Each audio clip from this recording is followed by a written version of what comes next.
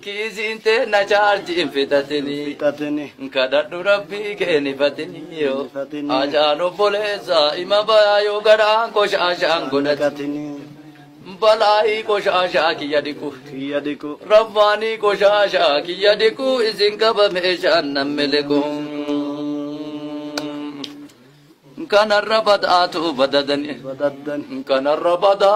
badadani jazaga to kullen dagadani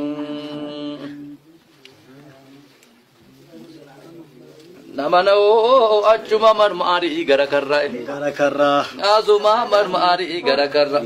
sababa azanin gabbayani jalallo makeza wala garra nawoni nolzena mananalle